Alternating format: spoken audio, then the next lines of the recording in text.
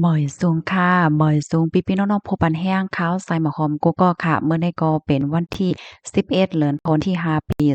2025ในตอนรายการเฮาค่ะตอนได้เดี๋ยวเนาะพี่ๆน้องๆเฮาค่ะมาถ่อมด้วยข่าวเหงาเดี๋ยวมีอยู่2ตอนค่ะตอนที่1ได้เจ้าหน้าที่หลายภาคหลายฝ่ายเลยร่วมกันเสียวก็ลงพื้นที่กวดทัดข่าวรบถ้อยพันเสียงมวลซื่ออันมีผู้ใจายเหตุการณ์ไว้ตั้งนำเสียก็เลยฮู้ว่าเจอเขานั้นวัดไหวอำเต็มโทนในนั้นค่ะ แล้วก็ข่าวเงาเที่ยงโหนหนึ่งก็มีผู้ใจายคนหนึ่งเข้าใจ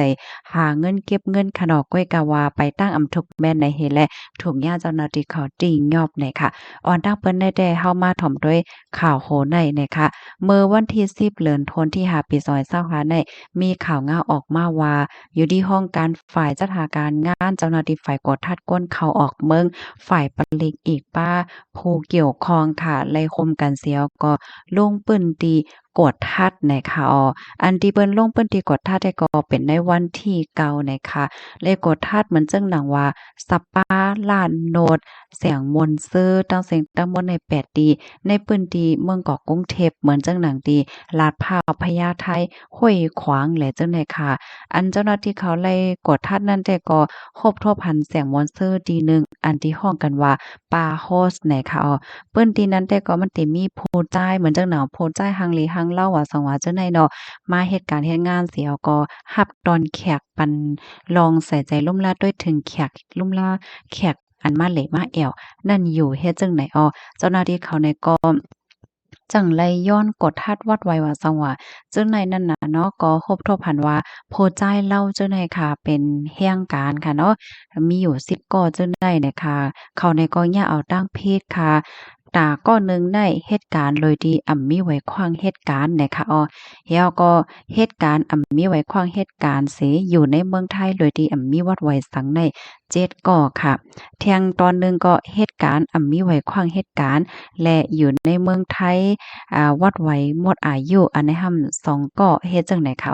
เพราะว่ามัดด้วย3ตอนในพี่น้องค่ะมาเจอก็ได้มีความถามว่ามันเปิงอีหยังกันในขณะเหมือนจังหนังก็ตาก้อนหนึ่งแน่มันเดเหมือนหนังมีวัดมีไหวบางก้อนในมีวัดอยู่ใกล้กะว่าเลยย้อนป้าไหวขวางเหตุการณ์เฮ็ดจังเนี้ยมันเป็นเฮ็ดแนวค่ะหรือเช่นนั้นไหนเจ้าหน้าที่เขาในก็ออกป้าตั้งผิดนายจ้าง1เกาะเนาะเหมือนจังหนังว่าด้วยถึงปันก้นเหตุการณ์ว่าสังว่าจั่งใดเฮแลจ้างก้นมีวัดไว้เต็มโทนว่าสังว่าจั่งใดเฮ็ดให้นั่นค่ะน่ะเนาะเจ้าหน้าที่เขาเนี่ยก็ติ้งยอบโตเขาตั้งสิ่งทั้งหมดเนี่ยค่ะสูงกว่าที่โฮมปลีกเปิดตาได้ปันตัวต่ำกว่าว่าจั่งหนังไหนเนี่ยค่ะเกี่ยวกับเลยร้องได้ค่ะอันตั้งฝ่ายเจ้าหน้าที่เขาเนี่ยก็ลาดว่าแห่งการยานเมืองที่มีวัดไว้มีไว้ขวางเหตุการณ์เสียก็เหตุการณ์นั้นก็เหตุการณ์อันเจ้าก็มีศูนย์นั้นเพราะว่าในจึงจังถมยามไหมเงิน5เฮงต่อถึง50,000วาทและส่งปอกขึ้นเมืองค่ะรวมถึงห้ามย้อนไว้ขวางเหตุการณ์เที่ยงตาข้าวตั้ง2ปีในตอนตาบ่เลี้ยงได้จังซ้ำสั่งว่าจางก้นมีวัดไว้เข้ามาเหตุการณ์นั้นก็ปันเหตุการณ์อันแห่งการมีส่วนเพราะว่าในจึงเตจ้างย่ามหมายตั้งแต่10,000ต่อถึง100,000บาทต่อแห่งการหนึ่งก็สั่งว่าเฮ็ดพี่เหี่ยวเฮ็ดผิดเที่ยงไหนก็เตจ้างญาติตามคอก1ปีหมายเงิน50,000ถึง200,000บาทต่อแห่งการหนึ่งก่อนและห้ามจ้างแห่งการยานเมืองตาเข้าตั้ง3ปีนะคะหรือเสนั้นเจ้าหน้าที่ภูมิพลพรเขาเนี่ยก็ยังย้อนตั้งโฮมือถึงก้นวันก้นเมืองค่ะเนาะสันเจิ้นเนาะว่าครบถ้วนผันเปิ้นตีอันไรหลักๆหลายๆเรียบได้มีก้นจ้อมปักเปิงมามี5สัง5และเจ้าไหนก็ให้ไลตึงลาเจ้าหน้าที่และอยู่ตาเสว่าเฮ็ดไหนข้อมูลในค่ะเลยปีมาที่ห้องการข่าวมาติชนออกไว้เนี่ยค่ะนะข่าวเงาโหดได้ค่ะเนาะก็เลยหันก้นมาพันตั้งหันถึงตั้งนำค่ะอันเปิ้นว่าแห่งการยันเมืองอันถุงยากุ้มโต10ก่อ10ปลายนั่นเปิ้นไล่ลาดค่ะเนาะว่าเป็นก้นเคยยางเนี่ยค่ะก็กะว่ามังเจอได้ก็เปิ้นว่าปันตาหันถึงว่าเมื่อป่นมาหลายวันในเนาะก็เป็นข่าวลือใหญ่ลงไว้นะเฮียวและเปิ้นก็สืบฮู้ว่าอันพวกเขาจุ่มนั่นมังเจอก็เหตุการณ์แสงมนต์ซื้อป้าโฮสเทสในเฮแลได้เงินมันมาตีนั้นเฮแลเปิ้นก็เก่งแข็งลงเปิ้นติกดทัดหือในเนาะก็มีก้นปันตั้งหันถึงมาอยู่ตั้งนำเฮ็ดจังไหนค่ะค่ะปานนั้นในกำในเฮาค่ะก็ถ่อมด้วยข่าวเงาเที่ยงโหนึงค่ะเนาะ อันนี้ก็มีผู้จ่ายก่อหนึ่งในคัดใจเก็บหอมตอมจูเงินต้องเปิดตาหางแฮนเตเอาเมเนี่ยว่าก้อยกะว่าตั้นไรเอาค่ะนะถูกยะปริเขาติ้งยับโตกว่าเหตุก่อนค่ะเมื่อวันที่9เดือนธันวาปี2025นั่นเนาะเจ้าหน้าที่ภูมิพลพรเขาที่เตตอนกาฬสินธุ์ค่ะไล่โฮมกันเหี่ยวก็ติ้งยับโตผู้จ่ายก่อหนึ่งจื้อห้องว่านายคมกฤษอำนันก็ฟิลอายุไหล21ปีและเทียงอ้อยก็อ้อยเซมันเฮ็ดจังได๋คะเนาะอันเจ้าหน้าที่เขาติ้งยับไหลได้อันเหี่ยวก็เย็ดไหลป้ายาเมากำตีโคมเศร้าตีหนึ่งอันมีไว้อยู่ดีเจเว้งยางตลาดเจดอนกาฬสินธุ์600,000เม็ดปลายค่ะมันจ่ายเนี่ยก็ลั่นได้ดีเจ้าหน้าที่เขาว่ายามเฮากำจัดสิ่งทั้งหมด600,000เม็ดปลายในลูกมาดีอันเป็นของคนลาวเฮ็ดได้ว่านะเหี่ยวก็ส่งมาไว้ให้เปิดดัดดีสืบส่งกว่าเที่ยงตีในเจดอนกาฬสินธุ์และเจดอนหิมห้อมและเจิ้นในเฮ็ดให้เหี่ยวก็มั่นใจก็รัดว่ารับเหตุการณ์อันใดมาในซาวปอกเหี่ยวอะมั่นใจหันถึงว่าเป็นการที่อันมี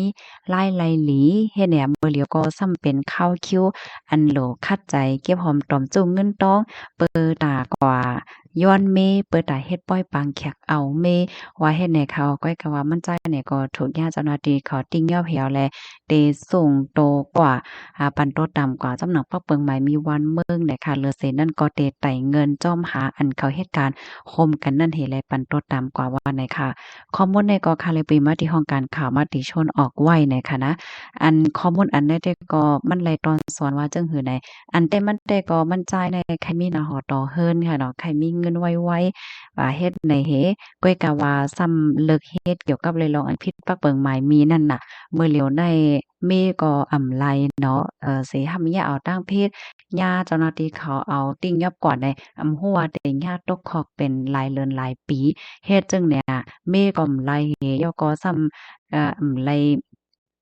กว่าจู้กว่าเลกว่าแอวกว่ากินจ้อมกันแทงเเฮ็ดให้นั่นน่ะเนาะแล้วก็ยุ่มอย่ามาเดี๋ยวจังเป็นตอนสอนค่ะเนาะไอ้หางที่มันผิดปักเปิงหมายมีได้แวไกลๆได้เตหลีในค่ะเนาะพี่น้องค่ะยินจมกุกก็ที่รับถอมปันแห้งค่ะดังเฮอพี่น้องค่ะเด็ดไรรับถอมค่ะก็คือตั้นแลจังเลยเป็นคอฟังตั้งนำตั้งหลายนั่นก็จอยกันสืบเปิ้นแพร่แชร์กว่าเสก้ามในค่ะ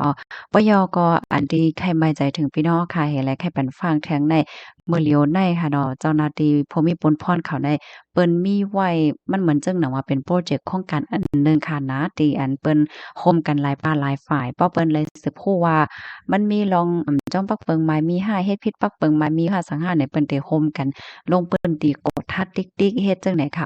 กำนั้นแหละเพราะว่ามันมีลองเฮ็ดผิดเฮ็ดเปิงเป็นขาวเป็นงาวเหย้าไหนมันใจว่าเปิ้นติเอาตั้งผิดอันนั้นก้อยค่ะเนาะเปิ้นได้ไต่เงินมันเฮ็ดแลจอมหายให้แลเข่งแข็งกดทัดกว่เฮ็ดจั่งใดติ๊กเหย้าเฮ็ดได้ค่ะค่ะย้อนให้กูก็อยู่เลยกินหวานในรอดเพศกันค่ะหมอยซุงค่ะ